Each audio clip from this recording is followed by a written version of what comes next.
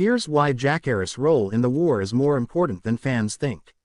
In the bloody conflict known as the Dance of the Dragons, when history remembers the clash between Rhaenyra Targaryen and Aegon II Targaryen, most of the focus falls on the mighty figures who sat the Iron Throne or the great dragon riders who burned armies from the skies.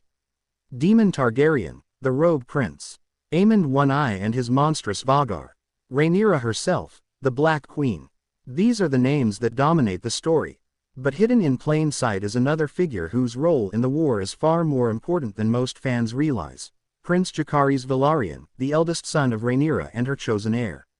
At first glance, Jacaerys, called Jace, is easy to overlook in a tale dominated by larger-than-life figures. He is young, barely stepping into manhood at the outbreak of the war. He lacks the raw charisma of Daemon, the cunning of Otto Hightower, or the terrifying aura of Aemond. To many, he seems like little more than the dutiful son of Rhaenyra, carrying out his mother's commands as the dance begins.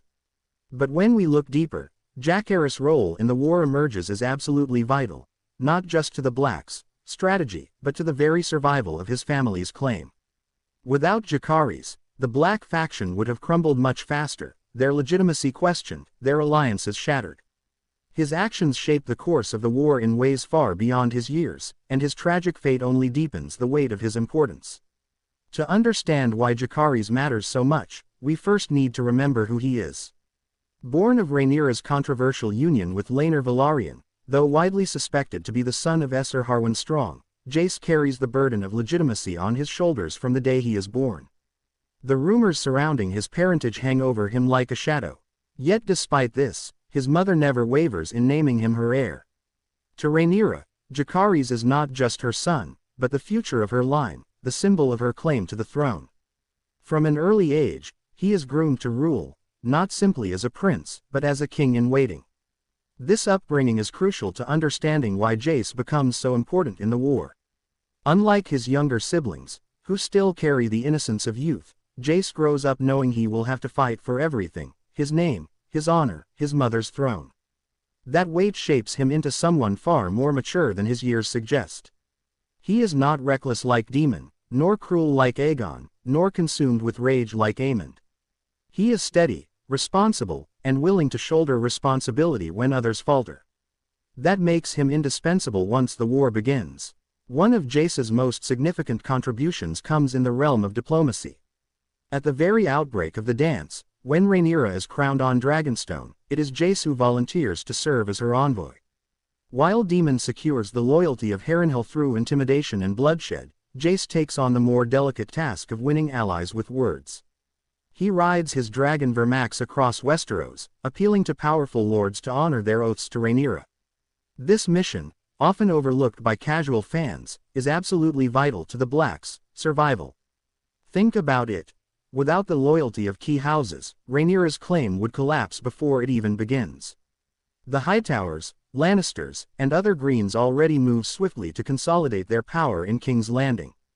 If Rhaenyra cannot match that with alliances of her own, she is finished. Jace's success in winning over the Arryns of the Vale, the Manderleys of White Harbor, and even attempting to court the support of the Starks in Winterfell, lays the foundation for Rhaenyra's ability to challenge Aegon. Each alliance he secures is another army, another fleet, another symbol of legitimacy for his mother's cause. In many ways, Jace serves as her greatest diplomat, achieving with charm and persistence what Daemon could never achieve with threats and violence. But diplomacy is only one part of Jace's importance. He is also crucial to the Blacks' military structure. As the eldest son of Rhaenyra, he represents not only her heir but also a commander in her war effort. He trains diligently in dragon riding, swordplay, and strategy, and unlike many of the reckless dragon riders in the war, Jace demonstrates a rare caution and discipline. He understands that dragons are not toys, that their power must be wielded carefully. This makes him a stabilizing force among the younger dragon riders, particularly his siblings. Without Jace's presence, the Blacks' reliance on young, inexperienced riders might have spiraled into chaos even faster. There is also the symbolic weight of Jacaerys. In a war defined by legitimacy, oaths, and succession, Jace embodies the very heart of the Black cause. To their allies, he is not just Rhaenyra's son, he is the future king, the promise that their loyalty will be rewarded with stability and continuity. Every time Jace appears before a lord, every time he mounts Vermax, he is a reminder that Rhaenyra is not merely fighting for herself, but for her children, for the future of House Targaryen. Without Jace, her claim would look weaker, less secure. With him, it carries the weight of dynasty. This importance becomes even clearer when we compare Jace to his counterparts on the green side. Aegon II, though crowned, is often seen as weak, indecisive, or manipulated by his council. Aemond, though fearsome, is consumed by personal grudges and violence. In contrast, Jace offers the Blacks a young leader who balances duty with restraint. He may not wield the political cunning of Otto Hightower or the terror of Vhagar, but he represents something just as vital: hope. Hope that the war is not only about bloodshed, but about building a lasting rule. Of course, Jacaerys' role is not without tragedy.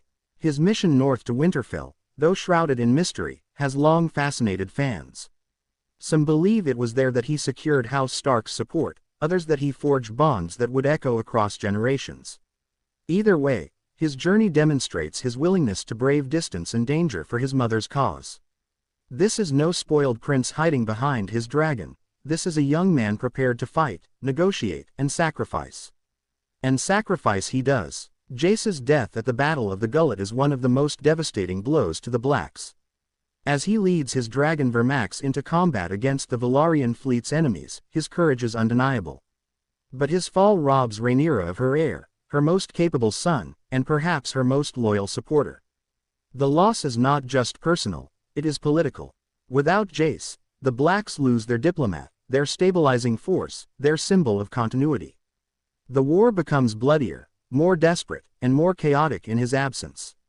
His death is not just another casualty, it is a turning point, showing how fragile the Blacks' claim truly is without him. This is why Jacaerys' role is more important than fans often think. Too often, the focus falls on Daemon's bold conquests or Aemon's terrifying presence. But behind the scenes, Jace was the glue holding the Black faction together. His diplomacy won allies. His leadership steadied the Dragon Riders. His symbolism gave legitimacy to Rhaenyra's claim. And his death created a vacuum that hastened the Blacks' decline.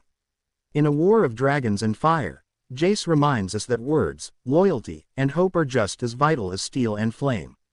On a deeper level, Jacaerys represents the tragedy of the dance of the dragons itself. He is young, idealistic, and eager to prove himself, yet he is swallowed by a conflict started by the pride and ambition of others. His story is a warning about the cost of war, not just the death of soldiers and lords, but the loss of an entire generation's potential. Imagine what Jace might have been had he lived: a king tempered by war but not consumed by it, a ruler who combined his mother's determination with his own steadiness. His loss robs not only Rhaenyra but Westeros of that possibility.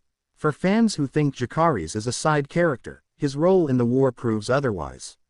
He is not merely a pawn in his mother's game, he is one of her most valuable pieces, and his moves shape the entire board. Without him, the Blacks' strategy falters, their alliances weaken, and their hope for the future dims. With him, even briefly, they stand tall, defiant against overwhelming odds. His legacy endures not because he lived long, but because his actions mattered so deeply in the